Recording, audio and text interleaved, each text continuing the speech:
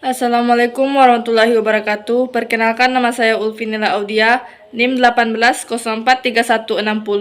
Di sini saya akan menjelaskan presentasi saya mengenai tugas Sistem Informasi Manajemen minggu ke-13. Pertama, langsung saja kita masuk kepada pembahasan yang pertama, yaitu mengenai pertanyaan dari buku Kelly halaman 424. Pertanyaan pertama yaitu, mengapa penting bagi semua manajer bisnis untuk memahami masalah akuisisi sumber daya teknologi informasi? Jawabannya yaitu, karena sumber daya teknologi informasi menjadi tanggung jawab dan bentuk praktik kerja yang biasanya digunakan para eksekutif bisnis untuk dapat memiliki pandangan pada sasaran perusahaan. Tata kelola teknologi informasi bisa digunakan oleh organisasi pada level eksekutif untuk mengendalikan risiko yang bisa terjadi dan memastikan segala bentuk sumber daya perusahaan agar dapat digunakan dengan sesuai. Pada akhirnya, tata kelola perusahaan yang dilakukan secara baik bisa mempengaruhi tingkat kepercayaan serta perlindungan investasi di masa depan yang lebih terjamin bagi manajer bisnis, sehingga sangat penting untuk memahami masalah akuisisi sumber daya teknologi informasi. Selanjutnya yaitu pertanyaan dari buku Bazlan halaman 722.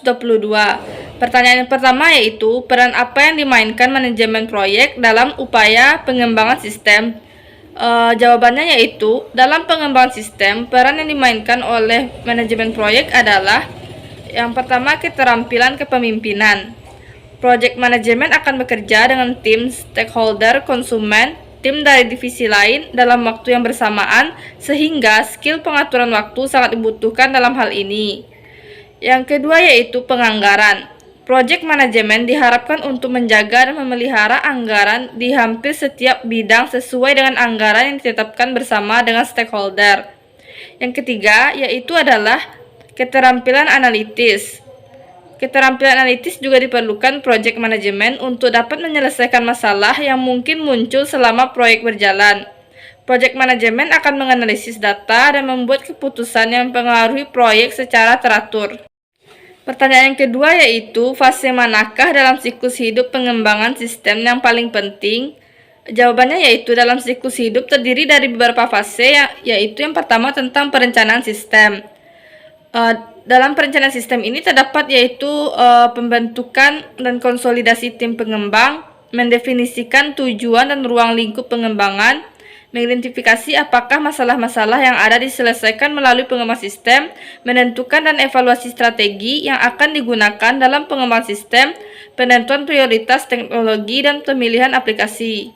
Kemudian dilanjutkan dengan fase analisis sistem. Dalam analisis sistem ini terdapat aktivitas yaitu yang pertama, melakukan studi literatur untuk menemukan suatu kasus yang bisa ditangani oleh sistem. Brainstorming dalam tim pengembang mengenai kasus mana yang paling tepat dimodelkan dengan sistem. Mengklasifikasikan masalah, peluang, dan solusi yang mungkin diterapkan untuk kasus tersebut. Analisa kebutuhan pada sistem dan membuat batasan-batasan sistem, mendefinisikan kebutuhan sistem. Yang ketiga yaitu fasenya yaitu perancangan sistem. Pada tahap ini, features dan operasi-operasi pada sistem dideskripsikan secara detail. Aktivitas-aktivitas yang dilakukan adalah menganalisa interaksi objek dan fungsi pada sistem, menganalisa data dan membuat skema database, merancang user interface. Yang keempat itu implementasi sistem. Tahap berikutnya adalah implementasi, yaitu mengimplementasikan rancangan dari tahap-tahap sebelumnya dan melakukan uji coba. Tahapnya itu terdiri dari pembuatan database sesuai dengan skema rancangan, pembuatan aplikasi berdasarkan desain sistem, pengujian dan perbaikan aplikasi. Yang kelima yaitu fase pemeliharaan sistem.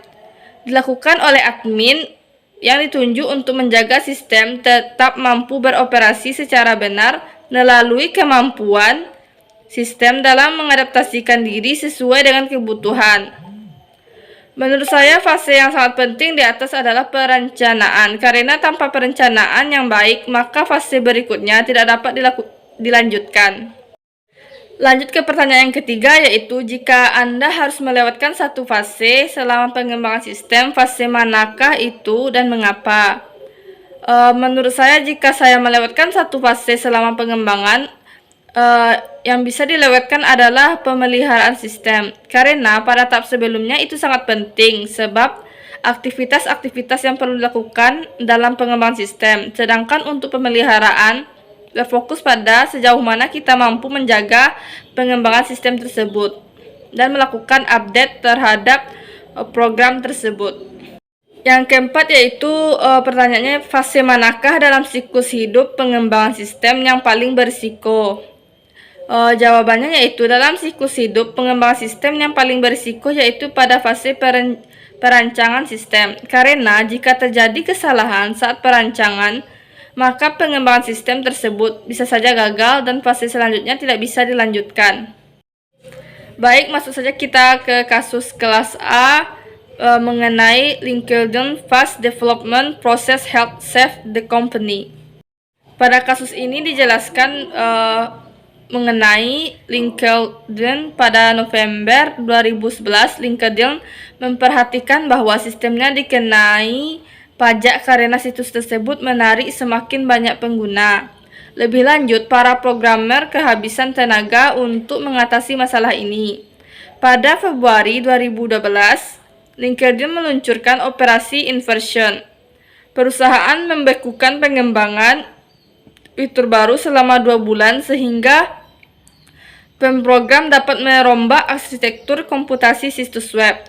Dalam dunia komputasi sosial yang bergerak cepat, pembekuan seperti itu merupakan penistaan. Itu sama sekali tidak dilakukan. Saat ini, LinkedIn menyediakan alat pengkodean yang sangat canggih untuk programnya, memungkinkan mereka menambah fitur baru di fly seperti versi seluler dari situs web, menambahkan fitur baru dari Valie. Berarti programmer LinkedIn membuat kode fitur baru dan kemudian memasukkannya saat situs web benar-benar beroperasi ketika LinkedIn didirikan pada tahun 2003. Perusahaan tersebut menggunakan perangkat lunak Oracle untuk database pusatnya daripada database open source yang lebih murah dan fleksibel yang sekarang mendominasi komputasi web. Segera setelah IPO-nya, LinkedIn beralih ke perangkat lunak database NoSQL RACI.